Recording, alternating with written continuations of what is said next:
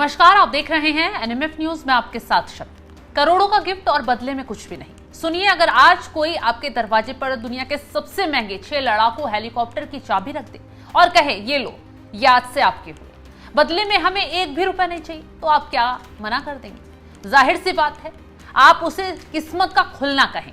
लेकिन दुनिया के नक्शे पर एक ऐसा देश है जिसने दुनिया के सबसे ताकतवर इंसान यानी डोनाल्ड ट्रंप को उनके करोड़ों के इस गिफ्ट के लिए ठेंगा दिखा दिया है, यानी ठोकर मार दी है उनके गिफ्ट को। जी हाँ, काठमांडू के सत्ता के गलियारों से उठी इस खबर ने वॉशिंगटन से लेकर बीजिंग तक हड़कंप मचा कर रख दिया है। रिपोर्ट के मुताबिक अमेरिका ने नेपाल की आर्मी के लिए 6 एकदम नए, झकास और घातक हेलीकॉप्टर देने का शाही ऑफर दिया। ये हेलीकॉप्टर किसी भी लिहाज से साधारण नहीं है। इनका इस्तेमाल आग बुझाने, रेस्क्यू ऑपरेशन चलाने और रात के समय मिशन को अंजाम देने में किया जा सकता है। यानी अमेरिका की तरफ से ये एक बड़ा और उपयोगी ऑफर माना जा रहा है। लेकिन नेपाल ने उसे लेने से साफ इनकार कर दिया। आखिर क्यों? यानी ट्रंप के ऑफर को ठोकर ही मार दी गई बालिन शाह के जरिए। आखिर नेपाल को अमेरिका के इन लोहे के परिंदों से क्या डर सता रहा है? क्यों नेपाल ने बैठे बैठे डोनाल्ड ट्रंप से ही पंगा ले लिया? जो हेलीकॉप्टर मुसीबत के वक्त में नेपाल के काम आ सकते थे, उसे लेने से क्यों नेपाल ने इनकार कर दिया? क्या इसके पीछे चीन की कोई खौफनाक चाल है? क्या चीन अब बालिन शाह का दिमाग चला रहा है, या फिर नेपाल में बालिन शाह की उस राष्ट्रवादी लहर का असर है जिसने नेपाल को अब किसी का मोहरा, किसी की कठपुतली या किसी का टूल बनने से रोक दिया है? या फिर नेपाल को डर है कि इन हेलीकॉप्टर के जरिए उसकी जासूसी ना हो जाए, ट्रंप हेलीकॉप्टर देकर कोई खेल ना कर दे? चलिए पर्दे खोलते हैं कि कैसे नेपाल जैसे छोटे से देश ने ट्रंप के होश ठिकाने लगाकर रख दिए और ट्रंप के इस भारी भरकम करोड़ों अरबों के गिफ्ट को लात मार दी। अब जरा इस खबर की गहराई में उतरते हैं। नव भारत टाइम्स की रिपोर्ट के मुताबिक अमेरिका ने नेपाली आर्मी को 6 बेल हेलीकॉप्टर देने का प्रस्ताव भेजा है। अमेरिका का तर्क बड़ा ही साधा हुआ है।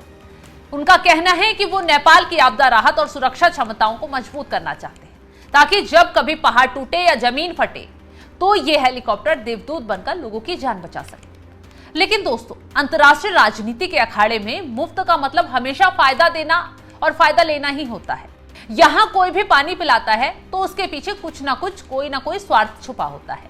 जानकारों का मानना है कि डोनाल्ड ट्रंप इस ऑफर के जरिए नेपाल की सेना के अंदर अपनी गहरी पैठ बनाना चाहते हैं। नेपाल को गिफ्ट देकर अपनी कठपुतली की तरह उसे नचाना चाहते हैं।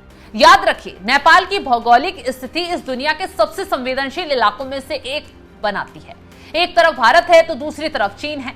अमेरिका चाहता है कि नेपाल की सेना पूरी तरह अमेरिकी साजो सामान पर निर्भर हो जाए, ताकि भविष्य में इस इलाके में चीन के प्रभाव को कुचला जा सके, भारत पर नजर गड़ाना आसान हो सके।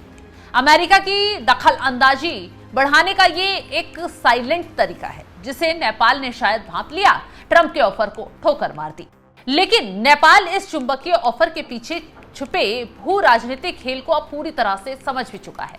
एक न्यूज रिपोर्ट के मुताबिक, जिसमें साफ साफ कहा गया है कि इस इनकार के पीछे 2 ऐसी ठोस वजह हो सकती हैं जिन्होंने अमेरिका के होश ठिकाने लगा दी है। पहली वजह, सफेद हाथी। नेपाल का साफ मानना है हेलीकॉप्टर तो अमेरिका दान दे देगा, लेकिन उसके जो पालने का खर्चा है वो कौन उठाएगा?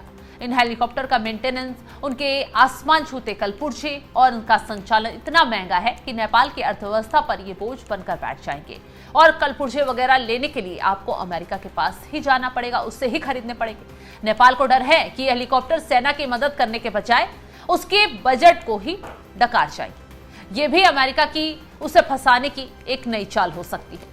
और दूसरी तरफ सबसे बड़ी वजह, बालिन शाह और नेपाल का नया राष्ट्रवाद। काठमांडू के मेयर से प्रधानमंत्री की कुर्सी तक का सफर तय करने वाले बालिन शाह ने नेपाल के युवाओं के खून में एक ऐसा राष्ट्रवादी लहर पैदा की थी चुनाव के वक्त, जहां आत्मसम्मान सबसे ऊपर रहा। बेशक ये चुनावी वक्त में ही दिखा, अब चीजें बदलती नजर आ रही हैं, लेकिन जनता अब इसी ट्रैक पर आगे बढ़ती जा रही है। वो किसी भी देश का पिछलग्गू या गुलाम बनने को तैयार नहीं है, ना ही चीन और ना ही अब अमेरिका, चाहे वो चीन हो या अमेरिका जैसा सुपर पावर दे। नेपाल अब अपनी संप्रभुता के साथ समझौता नहीं करना चाहता है। सरकार को भी डर है कि अगर उन्होंने अमेरिका की ये सैन्य खैरात ले ली तो जनता इसे विदेशी हस्तक्षेप मानेगी, सड़कों पर बालिन शाह के नाम पर तूफान खड़ा हो जाएगा। पहले ही उनके फैसलों के खिलाफ जनता सड़कों पर है। बवाल छिड़ा हुआ है। अब दूसरे बवाल को बालेन शाह गले नहीं लगाना चाहते हैं, इसलिए नेपाल ने न सिर्फ मना कर दिया है बल्कि अमेरिका को एक काउंटर प्रपोजल भेजकर चुप भी करा दिया है। नेपाल ने देखिए चालाकी दिखाते हुए क्या किया। नेपाल ने कहा हमें ये छोटे खिलौने नहीं चाहिए, अगर देना ही है तो भारी परिवहन विमान जैसे C-130 हरक्यूलिस दो। ये नेपाल का मास्टर स्ट्रोक है, क्योंकि वो जानता है कि अमेरिका उसे वो देना चाहता है जो अमेरिका के फायदे में है, ना कि वो जो नेपाल की जरूरत है।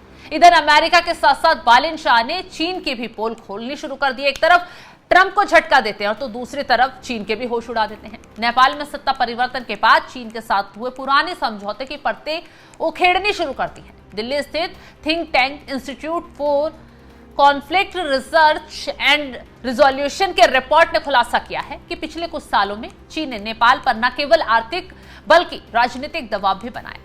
केपी शर्मा ओली के कार्यकाल में जो समझौते हुए थे अब उनकी गहन जांच की जा रही है।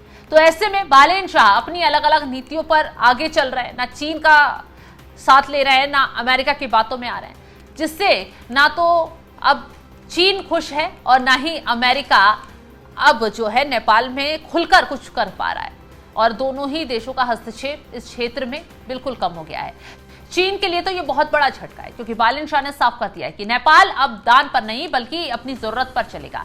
तो बालेन शाह ने अमेरिका और चीन दोनों को अपनी शर्तों पर रहने का संदेश दे दिया है। अब देखना यह होगा कि नेपाल के ना का जवाब ट्रंप क्या और कैसे देते हैं, क्योंकि डोनाल्ड ट्रंप को तो आप जानते हैं, जो देश आंख दिखाता है उस पर कैसे तबाही मचाते हैं। अभी नेपाल ने हाल ही में तबाही देखी और अब फिर बालेन शाह सीधे तौर पर डोनाल्ड ट्रंप से पंगा ले रहे हैं। अब इसका जवाब उन्हें कैसे मिलता है देखने वाली बात होगी। फिलहाल इस खबर को लेकर आप क्या कुछ राय रखते हैं कमेंट बॉक्स में जरूर बताइए।